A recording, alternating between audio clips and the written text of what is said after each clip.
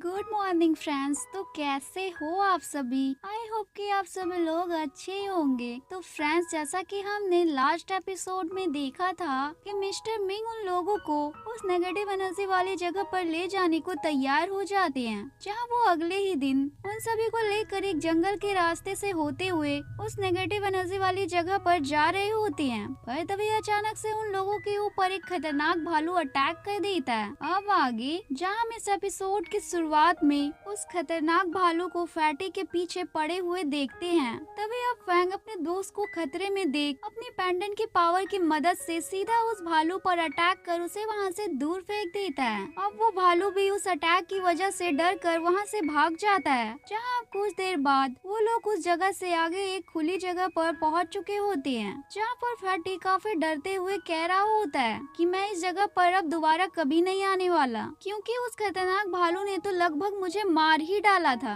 अब यह सुन फैंग उसकी बातों को इग्नोर कर मिनी के पास आ उससे कहता है कि तुम फैटी की बातों पर ध्यान मत देना, वो हर बार ऐसा ही करता है। अब यह सुन मिनी कहती है कि फैंग तुम टेंशन मत लो, तुम्हारी तरह मैं भी उसकी बातों को इग्नोर ही कर रही हूँ। जिसके बाद वहाँ मिस्टर मिंग अपने सामने के एक माउंटेन को देख वहाँ सभी लोगों से कहते हैं कि तुम लोग जिस नेगेटिव एनर्जी वाली जगह को ढूंढ रहे हो वो उस माउंटेन के ऊपर वाली गुफा में है। अब यह सुन वो लोग वहाँ उस माउंटेन के पास पहुँच जाते हैं और उस माउंटेन के ऊपर चढ़ना स्टार्ट कर देते हैं। जिसके कुछ देर बाद ये लोग उस माउंटेन के ऊपर पहुँच जाते हैं, जहाँ अब मिस्टर मिंग वहाँ के एक और जगह को देखते हुए कहते हैं कि एक टाइम पर ये मेरा गांव हुआ करता था। अब फैंग उस जगह को देख अपने मन में सोच रहा होता है कि ये जगह तो मुझे बागवा फॉर्मेशन की तरह लग रहा है, इसलिए इसका मतलब यह है कि जरूर इस जगह पर मेरे जैसे पावर्स वाले कोई पर्सन रहा करते होंगे। पर तभी अब वो लोग उस नेगेटिव एनर्जी वाली गुफा की ओर आगे बढ़ने लगते हैं, जहां वो सभी लोग उस गुफा के सामने पहुंच जाते हैं। पर तभी अब फैंग मिस्टर मिंग को बाहर ही रुकने को कहता है कि आप हमारा अंदर से बाहर आने तक का वेट करें, और अगर हम लोग 24 घंटे तक में बाहर नहीं आते हैं तो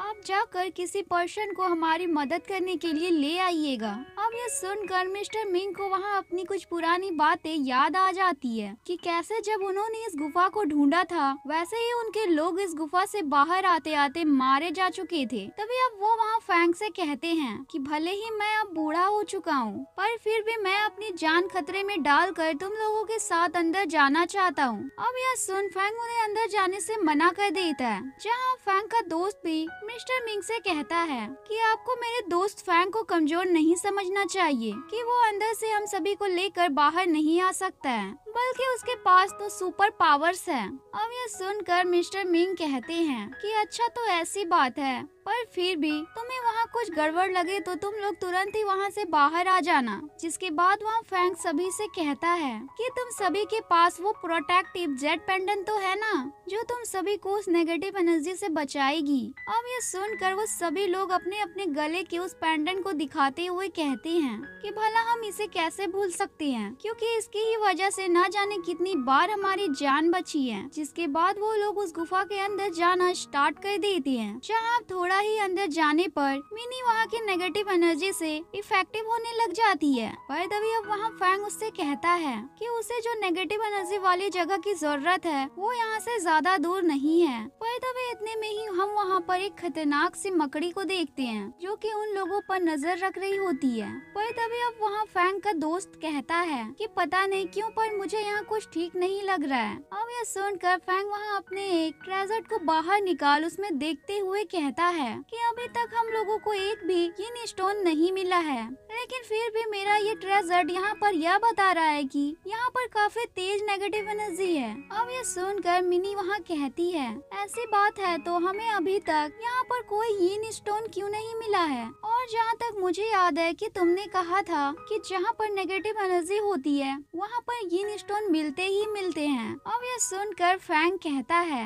मुझे ये गुफा काफी अलग टाइप की लग रही है। ऐसा लगता है कि यहाँ पर जरूर कुछ न कुछ हुआ होगा, जिस वजह से इस जगह की सारी यीन स्टोन डिस्ट्रॉय हो गई है। पर कोई बात नहीं, क्योंकि हमें यहाँ की फॉर्मेशन को ढूंढना है, तभी हम मिनी के अंदर वाली नेगेटिव एनर्जी को पूरी तरह से खत्म कर सकते हैं। जिसके बाद ये लोग यहाँ से आगे की ओर जाने लगते हैं। पर तभी अचानक से ही मिनी के अंदर की नेगेटिव एनर्जी मिनी की बॉडी पर हावी होने लगती है। अब यह देखकर फैंग तुरंत ही मिनी के अंदर वाली नेगेटिव एनर्जी को कंट्रोल करने के लिए अपने पेंडेंट के हॉली लाइट का यूज कर मिनी को वहाँ फिर से नॉर्मल कर देता है। पर यह देख मिनी काफी ज्यादा सैड हो जाती है और कहती है, आखिर मेरे अंदर की नेगेटिव एनर्जी फिर से मेरे ऊपर हावी कैसे हो गई थी। जिस पर फैंग उसे वहाँ बताता है कि इस गुफा की नेगेटिव एनर्जी काफी ज्यादा है, इसलिए अभी तुम्हारे साथ ऐसा हुआ। पर तुम चिंता मत करो, क्योंकि मेरे पेंडेंट की हॉली लाइट ने तुम्हारे अंदर की नेगेटिव एनर्जी को फिर से कंट्रोल कर लिया है। अब यह जान मिनी थोड़ा खुश हो जाती है और फैंग से कहती है कि फैंग, क्या तुम अपने इस पेंडेंट को मुझे दे सकते हो। अब यह सुनकर फैंग इसके लिए उसे मना करते हुए कहता है कि इस पेंडेंट को मेरे मॉम डैड ने मेरे लिए छोड़ा है और ये मेरे मॉम डैड की आखिरी निशानी है मेरे पास। अब यह सुनकर फैटी वहाँ काफी हैरान होते हुए कहता है कि इसका मतलब है कि फैंग के भी मॉम डैड हैं। अब यह सुनकर फैंग का वहाँ दूसरा दोस्त कहता है कि तुम्हें क्या लगता है फैंग सीधा पत्थरों से बाहर आया है। जिसके बाद हमें एक फ्लैशबैक को दिखाया जाता है, जहाँ हम देखते हैं कि फैंग के मास्टर को जब फैंग मिला था तब वो एकदम सा छोटा बच्चा था,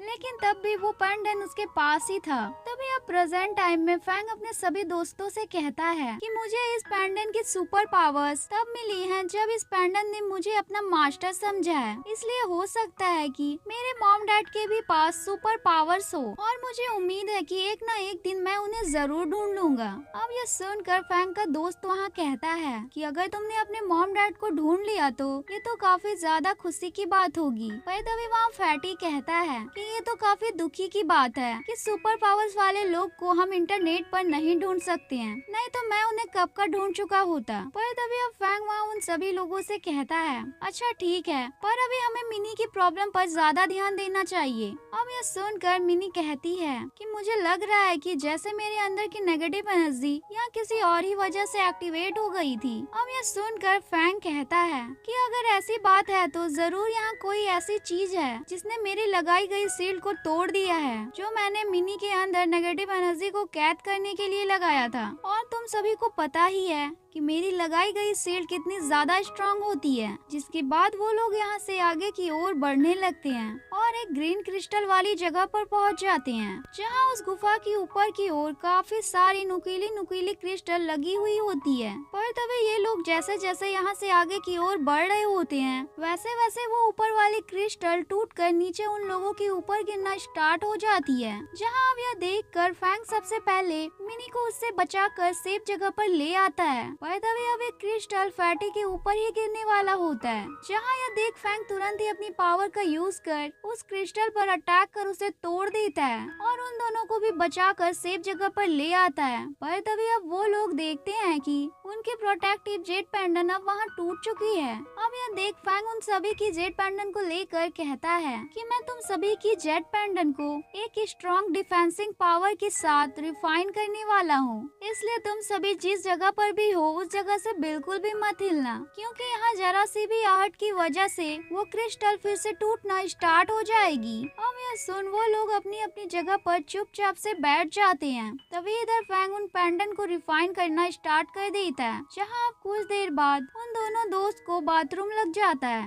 इसलिए वो लोग यहाँ से उठकर कहीं बाथरूम करने को जाने लगते हैं, जहाँ वो लोग एक तालाब को देखते हैं और उसी तालाब में सूसू कर देते हैं। पर तभी अचानक से ही वहाँ कुछ होने लग जाता है और उस तालाब के अंदर से 3 इंडिविजुअल लड़कियां बाहर आकर उन दोनों को चारों तरफ से घेर लेती हैं, जो देख वो लोग एकदम से डर जाते हैं। पर तभी इतने में ही वहाँ फैंग आकर उन दोनों को बचा लेता है, जहाँ अब यह देखकर वो लोग खुश हो ही रहे होते हैं कि पर तभी वो लोग वहाँ फैंग का अजीब सा चेहरा देखकर दोनों डर कर बेहोश हो जाते हैं, क्योंकि ये बस वहाँ के इल्यूजन की वजह से हो रहा था। तभी अब कुछ देर बाद असली फैंग उनके पास आकर उन्हें चेक करते हुए मिनी से कहता है कि जरूर इन लोगों ने यहाँ की नेगेटिव एनर्जी की काफी स्ट्रॉन्ग इल्यूजन का सामना किया होगा। जिसके बाद वहाँ फैंग बैठकर अपनी पावर की मदद से उन दोनों को होश में लाने की कोशिश करने लगता है। जहाँ वो लोग जैसे ही वहाँ होश में आते हैं तो वो लोग फैंग को देखकर फिर से डर जाते हैं। तभी अब कुछ देर बाद फैंग उन सभी की पेंडेंट को रिफाइन कर उन्हें दे देता है और कहता है,